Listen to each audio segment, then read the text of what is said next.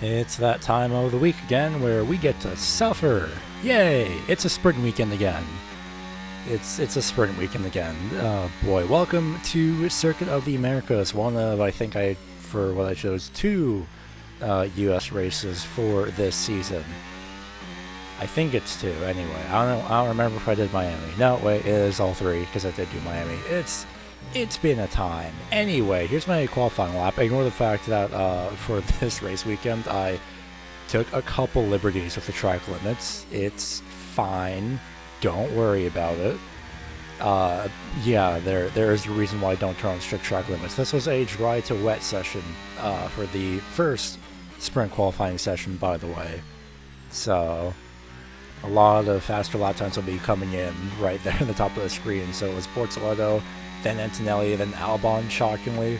So the times are absolutely falling, mine included, luckily, as we're going to make our way towards turn 12, downhill, hard left-hand turn. Honestly, I like this track. It's a lot of fun. I have no problems with COTA, especially since the sausage curbs, I think, were removed at the exit of this corner after the then W Series had a injury. I think it was, I want to say Sophia Flores, but I don't remember. Could be an entirely different driver. I might be wrong with that, but I'm not going to fact check because I'm here for voiceover stuff. So, yeah, fumbling the second to, turn 19 there with the left-hand wheel locking up on the front. So, not as fast as it could have been, but it was fast enough to get me into provisional Q3, but of course we have to get through Q2 first of all, where within the allegedly 5 in the difference that would be between sessions, man, it cleared up real quick with the weather, didn't it? So it went from overcast to basically like it wasn't even raining, which is interesting to say the least. Also, while I'm thinking about this, as I'm recording this, it is April 12th. As I'm recording the voiceover, is April 12th. Turns out I was dumb and I misread the press release kind of thing for the 2026 release, so it might be in June for the DLC. So we'll see how that goes.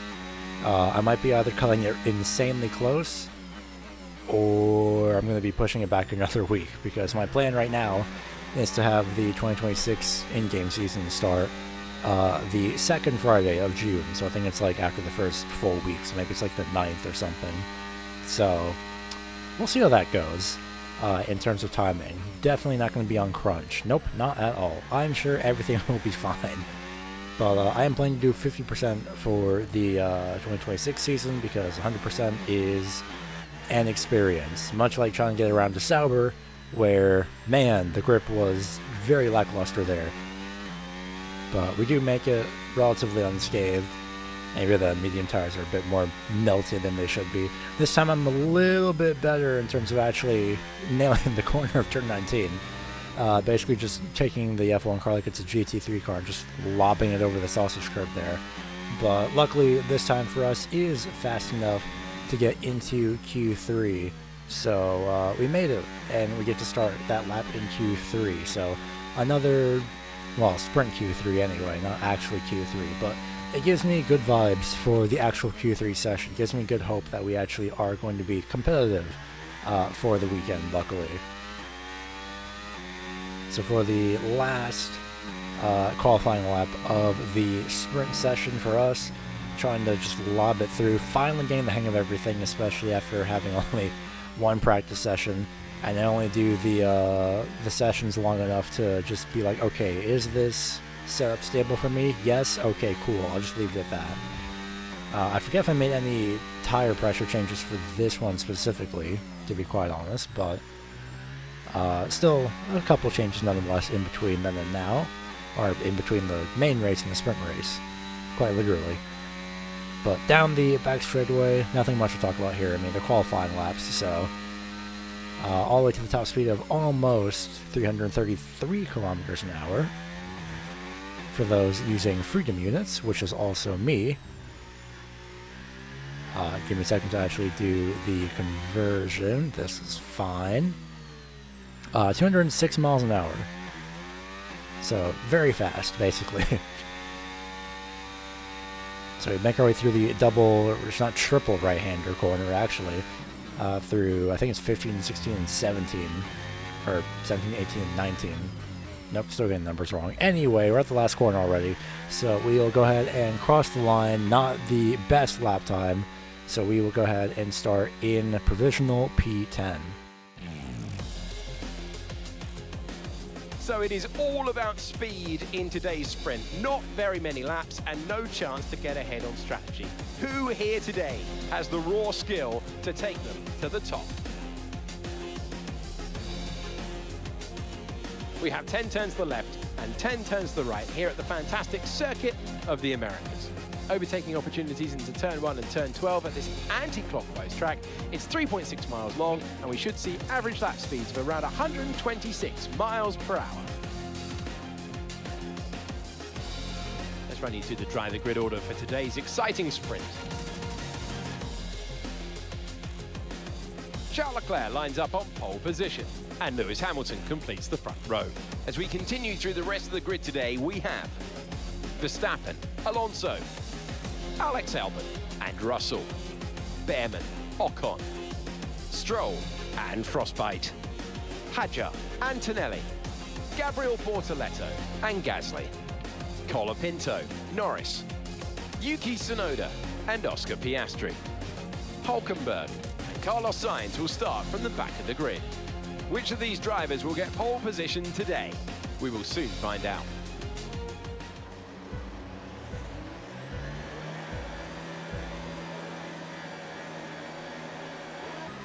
And we are away for the sprint, the, I think, second sprint of the season, hilariously enough.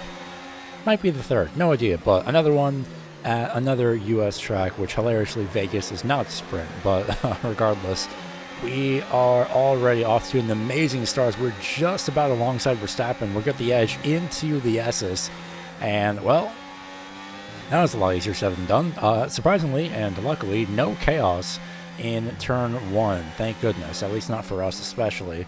So we will very quickly try and make our way to at least catch up to Alonso, stay within the 1 second gap as much as we can, but we still have to get through, you know, the entire rest of the lap. The Ferraris are actually shockingly competitive for once. Hamilton apparently got the lead from Leclerc, so that's going to leave us to attack Alonso here for P3.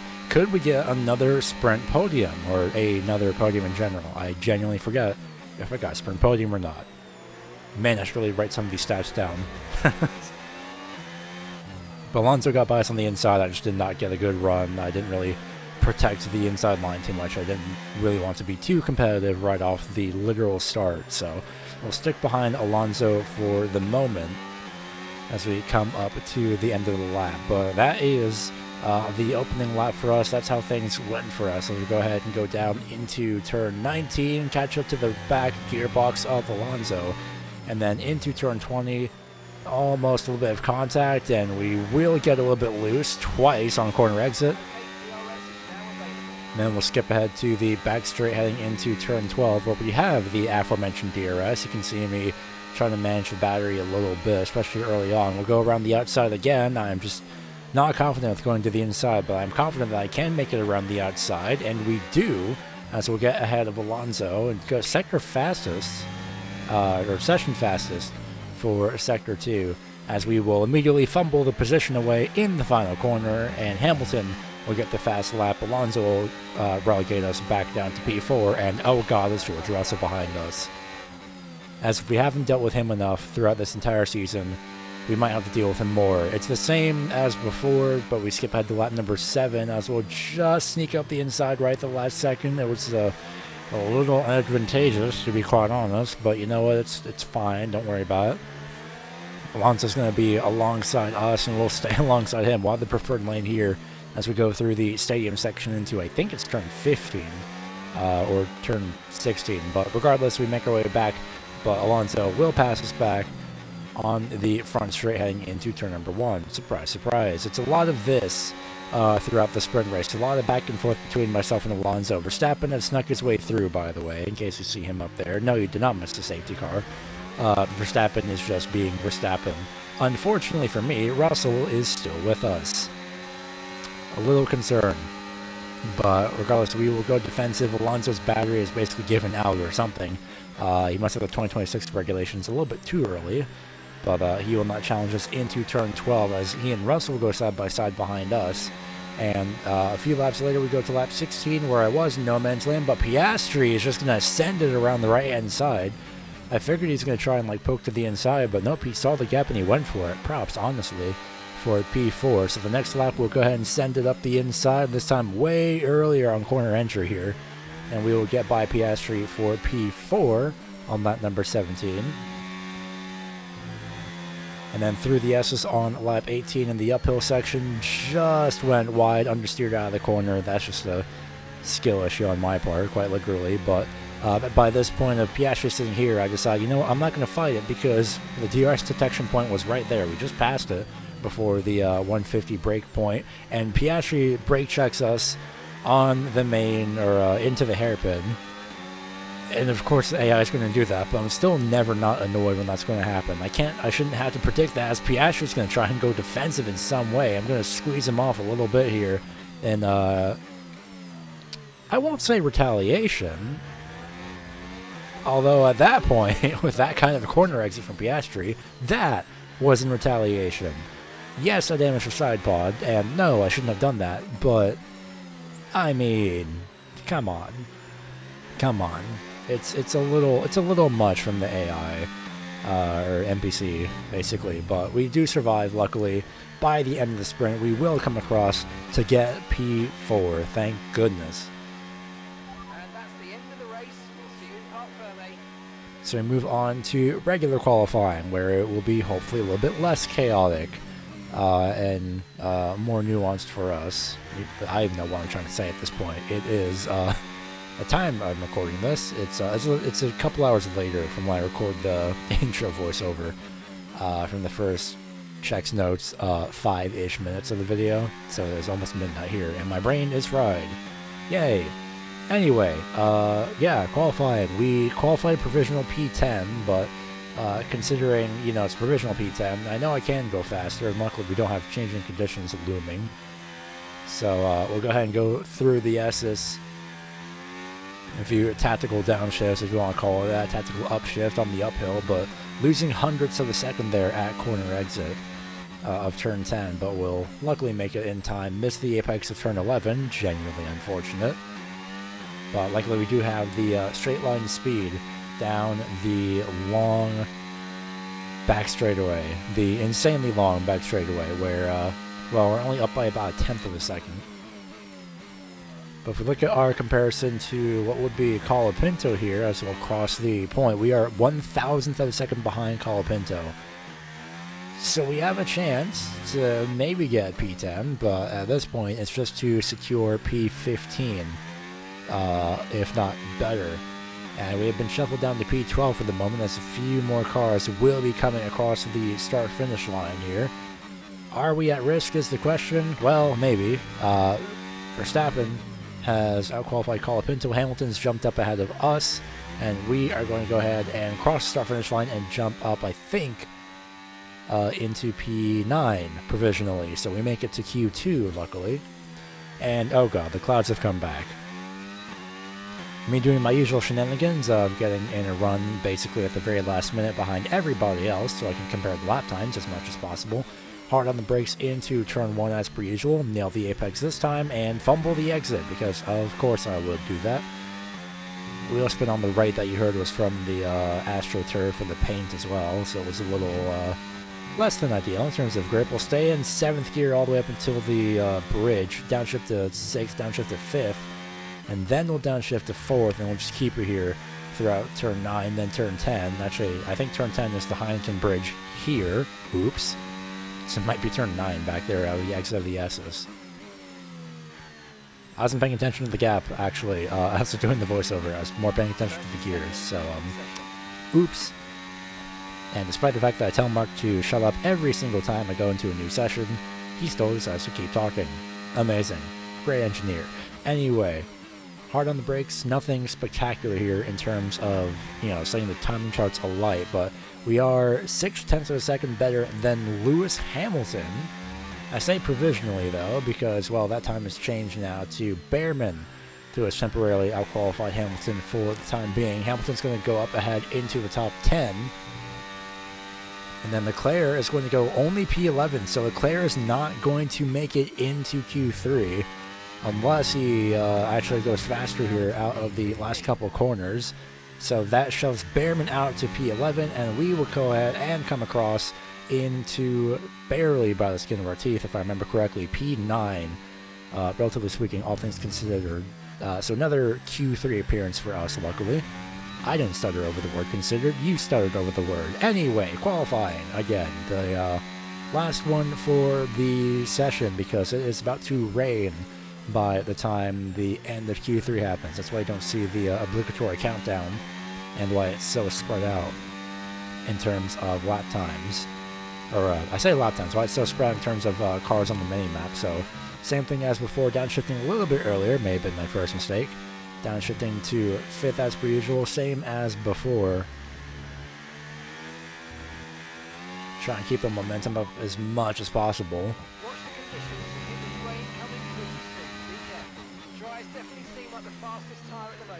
This time we hit the apex of turn 11 as the rain is approaching and looming in the sky. Verstappen is terrifyingly looming behind us, and I'm pretty sure he's got a little bit better straight line speed, so obviously he will qualify us here.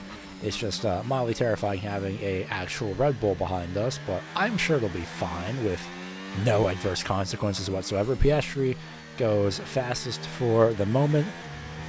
Alpine comes across the start-finish line. If I had to guess, that is Gasly, as Verstappen has closed up directly behind us. Do I check behind again? Yup.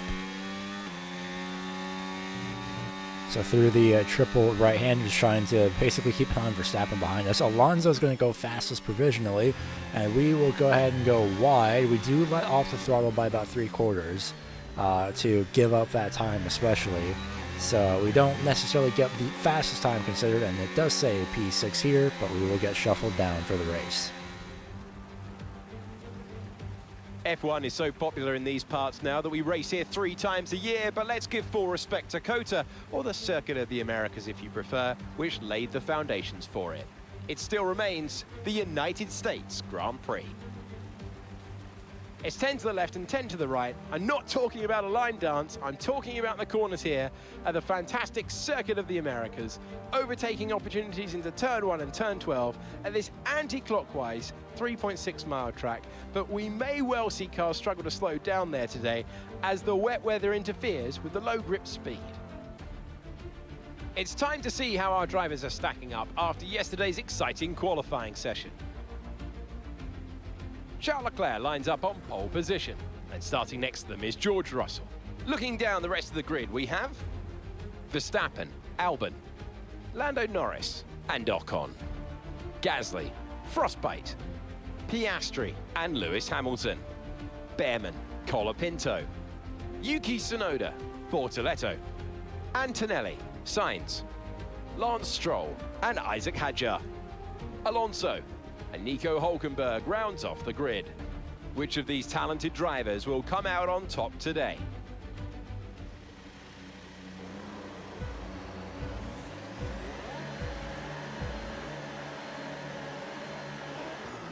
And we are underway for a full wet start, shockingly enough.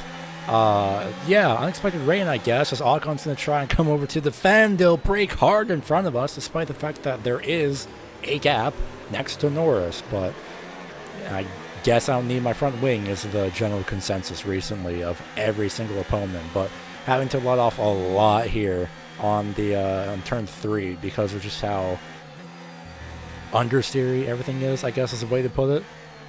But we are in between the McLarens. Why do I feel like we're going to be seeing them a lot, despite, well, we have been, well, I feel like we have been seeing them a lot is what I'm trying to go for. Again, my brain is fried. But we are surviving, at least, which is a good start, but we're going to have to start deploying the battery here down the back straightaway to A, stick with the cars ahead of us, and B, get away from the cars behind us. Shocking strategy revelations, I know. But we are hanging on pretty well regardless, as we will actually get a better run here. Now we'll deploy the battery. We got a better exit versus Piastri out of turn 11, thank goodness. As we're going to go down to turn number 12, North's going to make a pass on Albon. We're going to go follow him down the inside, barely, but we are there. But Albon will have the preferred lane here to the inside. He'll actually stay next to Norris here.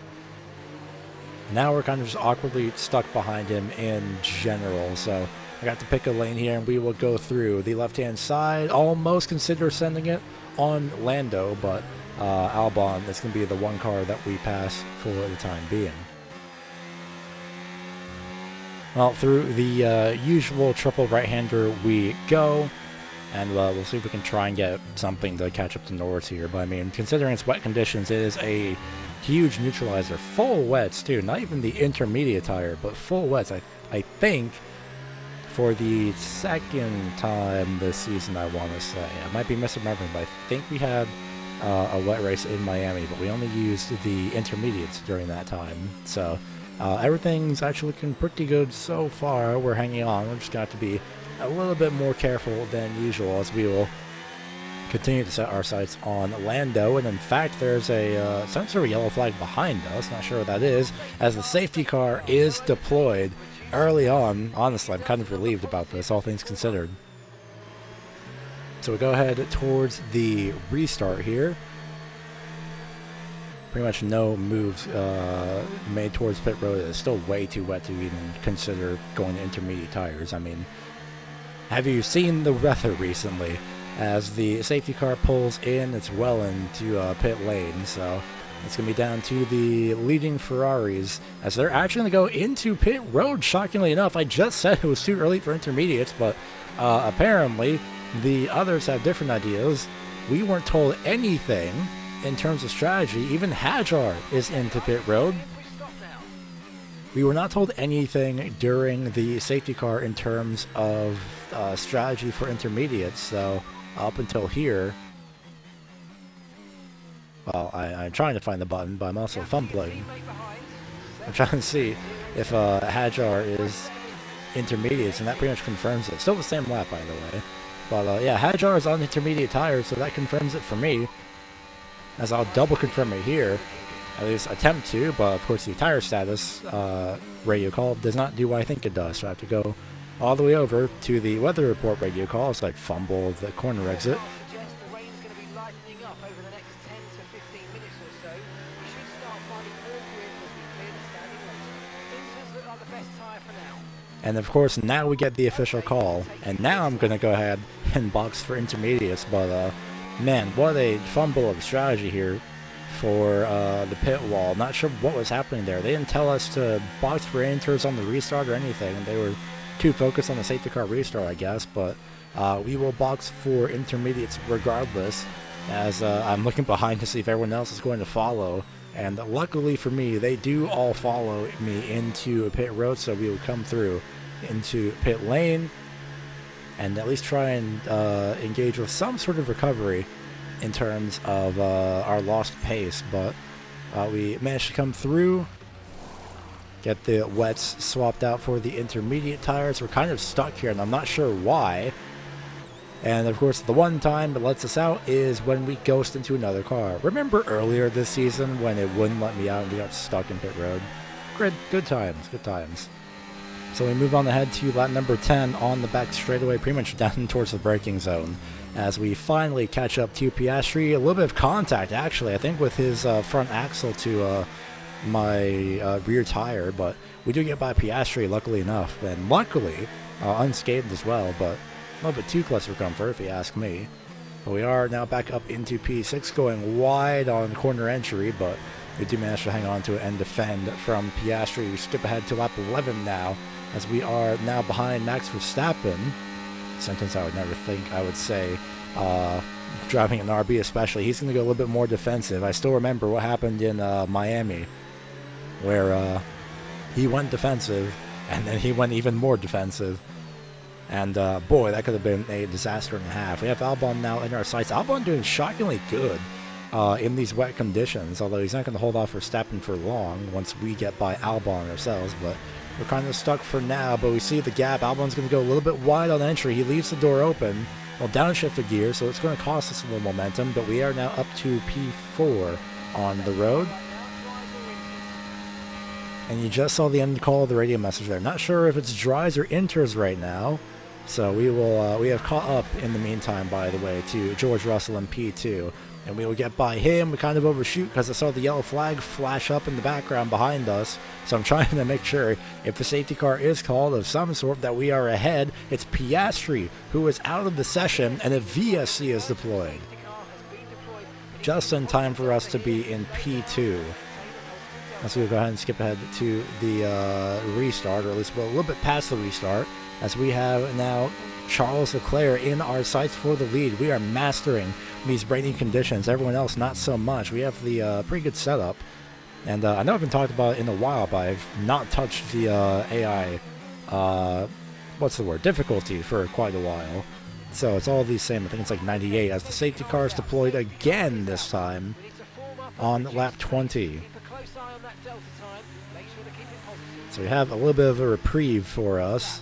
And as the safety car comes in 3 laps later, here's the annoying thing about this game is that I'm at full throttle right now. Still full throttle, still full throttle, still full throttle. Now it registers my full throttle, and we fumble the lead. Cool. I love this game when it automatically limits my fucking throttle for no reason. So you're going to see me try and pass Bortoleto here, but we have lost the positions. There is no getting that back. We're going to have to get it back under speed. That's me just testing to see if I can get by. No. So thanks to the game limiting the throttle on throttle restarts, you can see me nailing the throttle a few times to make sure I actually have full range. Yeah, I figured it was just going to stay like that for a while. I didn't think it would actually just do that. So we're going to come into pit road with these guys. Because I figure, well, if they're going to box for slicks, then I might as well too. This is the start of the downfall, and you'll see why here shortly. Step 1, if you're going to switch to slicks, make sure that it's not fucking raining still. This was the start of the downfall for this race. It is still raining, by the way. And the uncertainty of the call of we're not sure which is better, slicks or inters, didn't help much. So I figured, oh, okay, I'll go with the AI this time. And you can see how much I'm struggling. Surprisingly, the AI, not so much. Not as much as me. Somehow they're able to stay on track. God, I hope F127 fixes that. But, yeah, this is you can see me just like going through the menus trying to figure out what is happening here, and there's no fixing this. It's just the strategy here was not switch to fucking slicks. Look at the mini map, by the way, in the bottom left. The group in turn 12. Oh, and there we go into the wall. The group in turn 12 versus the group in turn 11. The ones in turn 11 are the ones that boxed for slicks. The ones that are like in the stadium section are the ones that still are on inters. So a little bit later, I go back on the intermediates and I decide to fix the front wing as well for obvious reasons. So now the field that boxed for slick tires is all in turn, the stadium section basically. Those that stayed out the leaders on inters are with me now in turn 1. Again, I say this is the start of the downfall. Well, this is now the continuation of the downfall, actually. Step 1. If you're... Yeah, I'm not having a good time, because now it's time to box for slick tires, because of course it is. In hindsight, yeah, I should have... I don't know what the AI call is doing there, who are now on the front straightaway. It's very annoying. I should have let them by here, because I'm trying to bank on a safety car happening, and I don't want to be stuck behind the leaders under a safety car. However, I definitely should have let them by, but unlike Alex Albon in 2021, I actually got a penalty for ignoring blue flags. So the downfall continues even further down past like the end of the graph of it's basically we're in the it's so over stage, if you will. So on lap 30 we box, and we will now go to slick tires. And we will also now serve our 10-second penalty. So we skip ahead to lap 39, where this is basically what the rest of my race was like, of just sticking behind Russell. Oh, and by the way, we lost DRS on lap 39. Didn't have that for the rest of the race. Spoilers. But yeah, it's going great. I can't pass these guys. All looking good. Head down. I think Mark is a little blind here, but we skip ahead towards lap 50. By this point, I'm banking on the fact that we are no longer going to have a safety car or anything of the sort. There's no chance of us getting back on the lead lap realistically. So, and also because of DRS, technically speaking, we will box to retire the car because of totally the DRS flap not working. Definitely that's the reason. Wink, wink. Otherwise, a very forgettable weekend. As we take a look at the point standings, we still remain 7th in the standings, well ahead of Kimi Antonelli after the race win that we had ahead of him in Monza, luckily. And then also well ahead in the constructor standings of Aston Martin. We are secure in both of our positions as we move on to the next race weekend. Well, next week, as per usual, same time, same place.